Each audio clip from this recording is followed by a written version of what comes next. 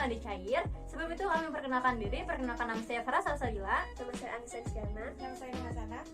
Kami dari kelas 12 IPA 3. Tidak usah berlama-lama lagi, langsung aja kita ke proses pembuatannya. Cekidot. Oke, selanjutnya kita bakal ngebahas tentang alat dan bahan. Yuk kita lihat alat-alat apa aja yang dibutuhkan.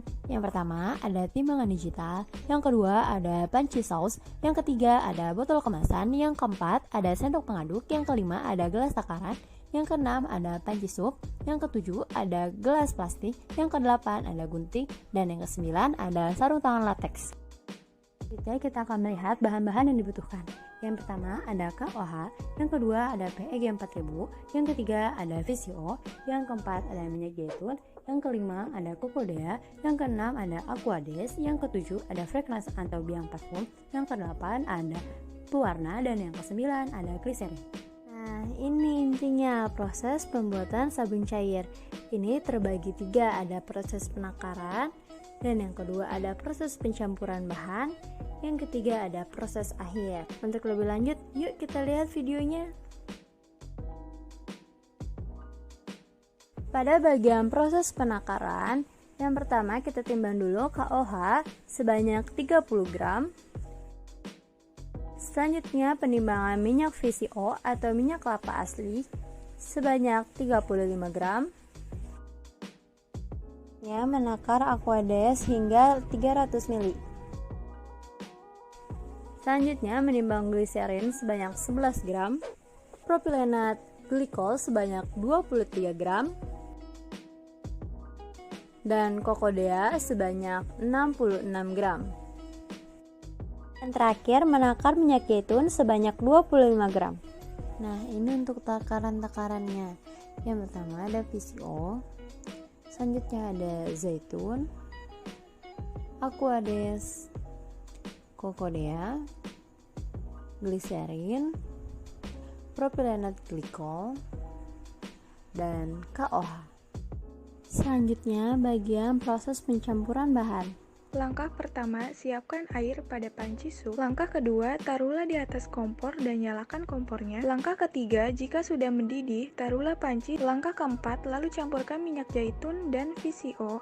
Dengan mengaduk secara konstan, pastikan suhu tetap di 70 derajat Celcius sampai 80 derajat Celcius. Langkah kelima, sambil diaduk, kita siapkan kepingan KOH yang sudah ditakar, dilarutkan dengan Aquades dan tunggu hingga larut dan dingin. Langkah keenam, jika sudah, tuangkan larutan tersebut ke dalam campuran minyak yang sedang dipanaskan. Langkah ke-8, sambil dituangkan bahan-bahan yang sudah ditakar ada gliserin, propilenat glikol, dan Cocodea. Kesembilan, diaduk kembali secara konstan hingga cairan menjadi kental dan terdapat busanya. dan yang ini adalah pembuatan sabun cair proses akhir. Jika sudah, tuangkan ke dalam wadah untuk dapat memisahkan air dan busanya.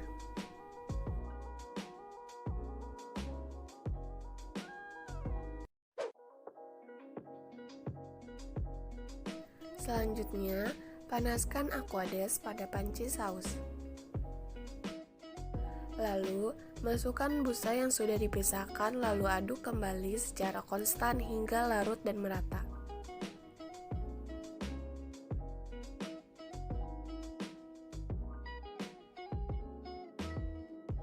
Matikan kompornya dan pindahkan ke dalam wadah.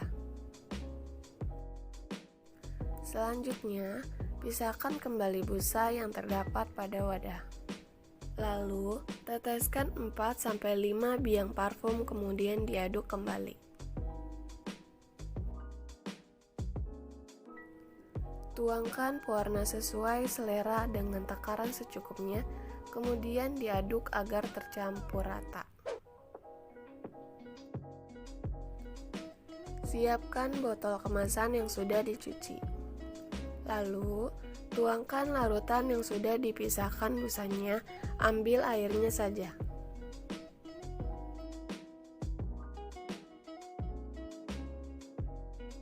Nah, ini yang ditunggu-tunggu, yaitu hasil produknya.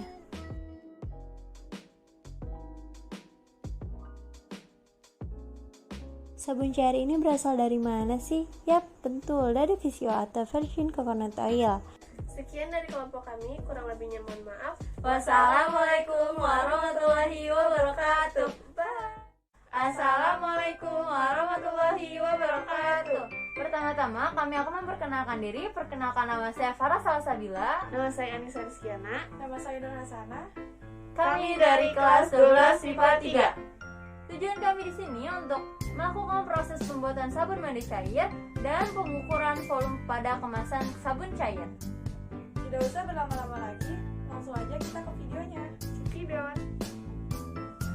Untuk ujian praktikum pelajaran fisika, kita melakukan pengukuran volume pada kemasan sabun cair. Yang pertama ada pengukuran diameter, yang kedua ada diameter mulut, dan yang ketiga ada kedalaman. Sebelum itu kita akan membahas tentang alat-alatnya yang dibutuhkan. Yang pertama ada botol kemasan, dan yang kedua ada jangka sorot.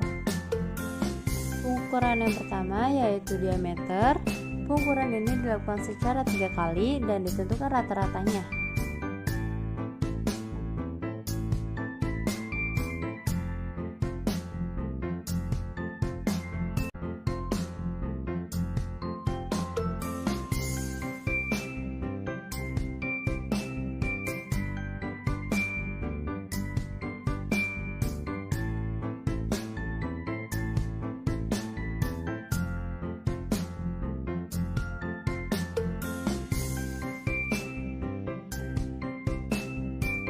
Pengukuran selanjutnya yaitu diameter mulut pada kemasan.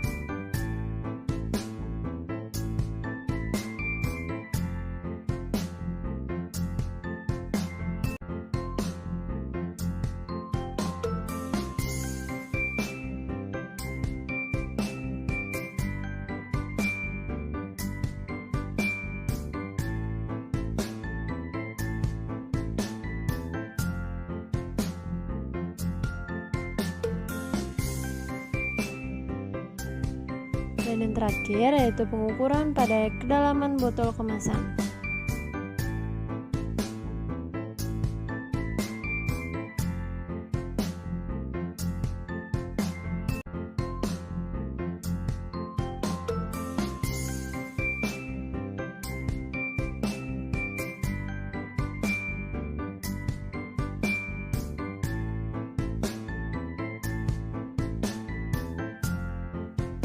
Agar lebih jelas, kami sudah melampirkan link lembar kerja di deskripsi.